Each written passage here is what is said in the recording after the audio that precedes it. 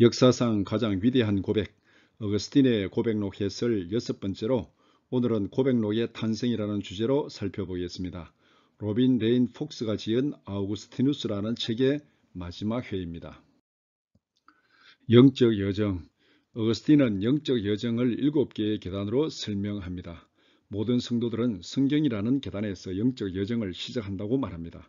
성경에서 시작한 어거스틴의 영적 여정은 시편과 바울 서신들을 깊이 묵상함으로 계속 상승합니다. 성경을 통하여 상승한 그의 영적 여정은 선한 사역에서가 아니라 사역의 현장에서 일어나는 여러 가지 예상하지 못한 추문과 고통으로 인하여 4번째에서 6번째 계단을 거치게 됩니다. 그리고 마지막 7번째 계단은 어거스틴이 갈망하던 하나님의 영원한 임재를 경험하는 단계입니다. 고백록은 마지막 7번째 단계를 갈망하는 것으로 마무리됩니다. 성경을 통한 영적 상승은 어거스틴이 사제로 일하는 동안 쓴 작품들과 관련이 있습니다. 어거스틴이 사제로 있을 때 쓴 주석들 중에서 가장 완결된 주석은 마태의 산상수훈을 해석한 것입니다. 산상수훈에 관하여 어거스틴은 산상수훈 해설에서 영적 여정을 7개의 계단으로 설명하였습니다. 그는 마태복음에 나오는 8개의 복을 7개로 구분했는데 이것은 그가 시편을 해설하다가 주목하게 된 단어들 때문이었습니다. 시편 12편 6절에서 그는 여호와의 말씀은 순결하며 흙도가니에 7번 단련한 은 같도다라는 말을 읽었습니다.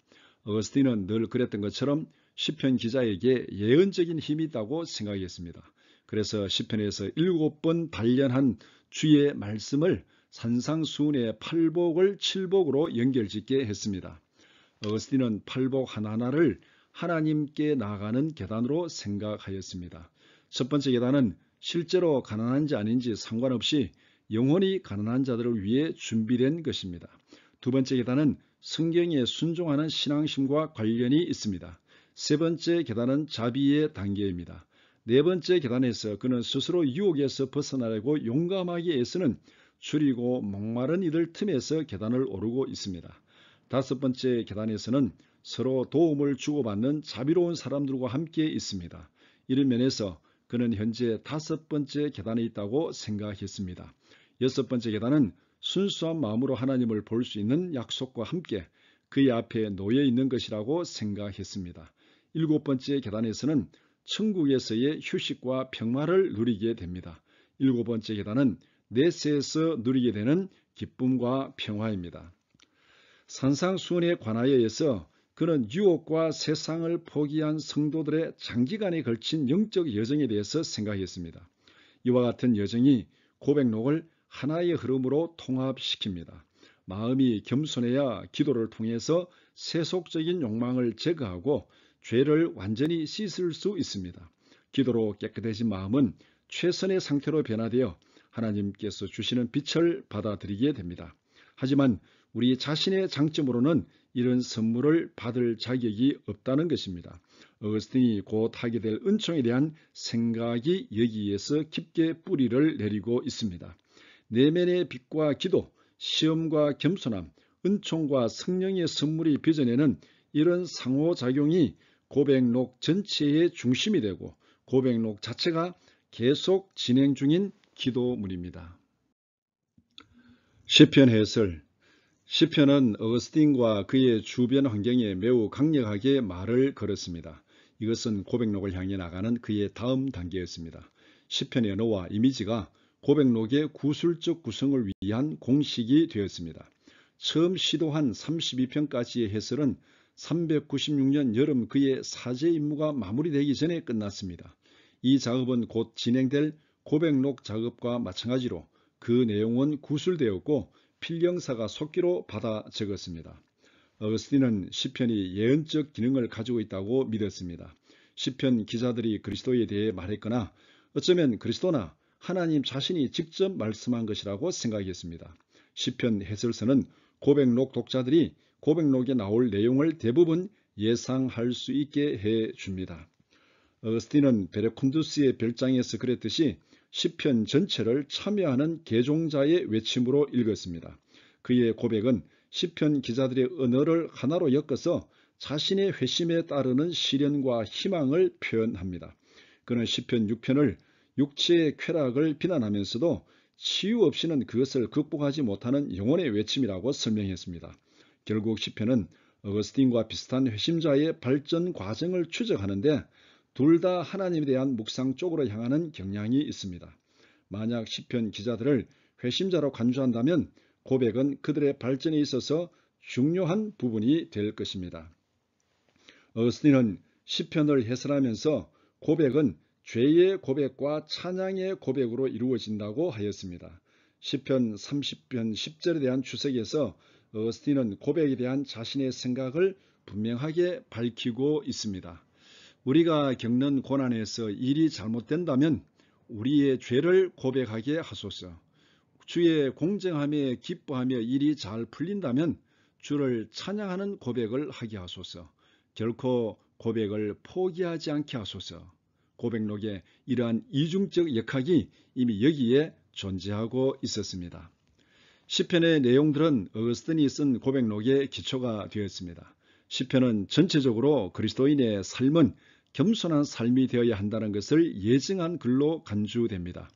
주여 우리가 당신을 향할 수 있도록 구원하시고 우리가 당신께 다다도록 도와주소서라는 말이 곧 고백록의 기조가 되었습니다. 이런 이유로 인해서 고백록은 확대된 시편이라고 불리기도 합니다. 바울 서신들을 연구하다 시편 해설을 진행하는 동안 어거스틴은 고백록으로 향하는 다음 단계를 진행했습니다. 바울 서신들을 더 면밀하게 연구한 것입니다. 어거스틴은 바울 서신을 통하여 그의 영적 여정에 결정적인 영향을 받았습니다. 어거스틴은 훗날 설교에서 자신이 바울과 직접 이야기를 나눈 적이 있다고 할 정도였습니다. 밀라노에서는 바울의 말들이 그의 발전에 필수적인 역할을 했고 결국 정원에서의 회심으로 이끌었습니다. 4년 뒤에는 바울의 한 문장이 그가 사제직을 계속 유지하도록 힘을 주었습니다. 394년 여름부터 396년 여름까지 그는 바울이 쓴 편지의 각 부분을 자세히 주석했습니다. 먼저 그는 로마서의 문장들을 해설한 뒤 갈라디아서 전체를 해설했습니다. 어거스틴은 바울 서신의 연구를 통하여 하나님의 은총과 성도와 죄인에 대한 구분이 어떤 역할을 하는지 새롭게 이해했습니다. 이런 덕분에 고백록 마지막 권에서 인간이 어둠에서 빛으로 전환하는 모습과 하나님이 사악한 자들을 신실한 자들과 분리하는 모습에 대한 설명이 나올 수 있었습니다. 어거스틴이 글로 쓰기 시작한 이러한 의문들은 훗날 그의 가장 열렬한 독자인 마틴 루터의 관심을 사로잡게 될 질문이기도 했으며 종교개혁이라는 위대한 격변의 기초가 되었습니다. 바울은 로마서 7장 24절에서 자신의 영적 갈등을 이렇게 고백합니다. 오라 나는 곤고한 사람이로다. 이 사망의 몸에서 누가 나를 건져내랴. 어거스틴은 바울의 이 고백에서 유산과 습관이라는 두 가지 주요 주제를 끌어왔습니다. 원죄는 우리 육신을 죽을 운명에 처하게 했을 뿐만 아니라 우리의 의지도 아담의 경우와 마찬가지로 나쁜 선택으로 쉽게 이끌리게 만들었습니다. 이런 자발적인 죄는 벗어나기 매우 어려운 나쁜 습관으로 자리 잡았습니다. 이 습관을 깨려면 하나님의 은총이 필요한데 하나님은 독생자이신 예수 그리스도의 대속의 죽음을 통하여 우리가 하나님의 은총을 자유롭게 이용할 수 있게 해 주셨습니다. 이 은총은 우리에게 하나님의 사랑을 일깨워주고 하나님의 의지에 순종하게 합니다. 우리는 은총을 통해 죄와 사망의 법에서 해방될 수 있습니다. 만약 우리가 바른 선택을 한다면 우리는 죄가 아닌 올바른 쪽으로 돌아서서 회심할 수 있습니다. 습관은 눈이 녹아 물이 되듯이 없앨 수 있습니다. 하지만 죄악된 습관을 녹이려면 은총과 순종, 하나님의 사랑이 필요합니다. 나사로의 부활을 은유적으로 해석하다. 어거스틴은 나사로의 부활을 통하여 인간이 처한 보편적인 공경을 해석했습니다. 교우들은 어거스틴에게 나사로의 부활이 무엇을 의미하는지를 물었습니다. 어거스틴은 죽어서 무덤 안에 누워있는 나사로를 육신이 저지른 죄 가운데 갇혀있는 영혼을 뜻한다고 해석했습니다. 나사로가 죽어서 무덤에 눕혀있듯이 우리는 부름을 받지 않는 이상 하나님을 향하고자 하는 의지도 발휘할 수 없다고 설명했습니다. 바로 이런 유형의 부름이 그의 고백에서 회심을 이해하는 열쇠가 됩니다. 무덤의 돌은 우리가 회심하여 하나님의 부름에 응하는 일을 방해하는 것들을 상징합니다. 여전히 붕대에 감겨있는 모습으로 나타난 나사로는 육신 안에 있는 한 우리는 육신의 괴로움에서 완전히 자유로워질 수 없다는 것을 보여줍니다. 은총 아래에 있는 성도들은 세상에서 지은 죄로 인하여 너덜거리는 붕대가 그들에게 붙어있고 손수건이 여전히 그들의 얼굴을 가리고 있어서 천국의 영광을 보지 못하게 하고 있지만 내세에서는 그 영광을 직접 볼 수 있을 것입니다. 붕대를 감고 있는 나사로는 어거스틴 자신을 상징합니다. 성도들의 질문에 대한 답변으로 이렇게 설명하였지만 이 답변에 등장한 나사로는 곧 고백록에 나오는 어거스틴 자신이 될 것입니다. 어거스틴이 히포의 주교가 되다. 어거스틴의 경력에 있어서 주교직은 그의 마지막 퍼즐이었습니다. 어거스틴의 전기를 쓴 포시디우스는 발레리우스 주교가 벌써부터 그를 교회의 수장으로 데려가라고 싶어하는 방문객들에게서 어거스틴을 숨겨야 했다고 주장했습니다. 적절한 때가 되자 발레리우스가 어거스틴을 직접 주교로 승진시켰습니다. 오랫동안 일해온 주교의 자리를 승계하는 일에는 항상 위험과 분쟁이 따르게 마련이었습니다. 이런 어려움들을 미리 내다본 연로한 발레리우스는 어거스틴이 공동주교로 임명되도록 곧바로 이를 추진했습니다. 사실 325년에 콘스탄틴 황제가 주재한 니케아 회의에서 기존의 주교가 있는데 다른 주교를 공동 임명하는 문제와 관련하여 의문이 제기된 적이 있었습니다. 그러나 발레리우스는 이에 개의치 않고 일을 진행했으며 공동 임명에 대한 선례가 있다고 생각했습니다. 어거스틴은 396년 여름에 히포의 공동주교가 되었습니다. 어거스틴은 고백록을 쓰기 시작하기 1년이 못 되는 시기에 히포의 공동주교가 된 것입니다. 어거스틴은 주교직이 큰 부담이었지만 그는 도저히 거절할 수 없었다고 토로했습니다. 어거스틴을 공동주교로 임명한 것은 그 당시의 주교 임명 규준에 비춰봐도 이례적인 일이었으며 이 일로 인하여 어거스틴은 격렬한 공격을 받았습니다. 어거스틴도 나중에서야 자신의 주교 임명은 있어서는 안 될 일이었다고 주변 사람들에게 말하거나 글을 써서 당시에 벌어진 일을 후회했습니다. 히포의 주교 중 한 사람이었던 메갈리우스는 어거스틴이 주교가 되는 것을 강력하게 반대했습니다.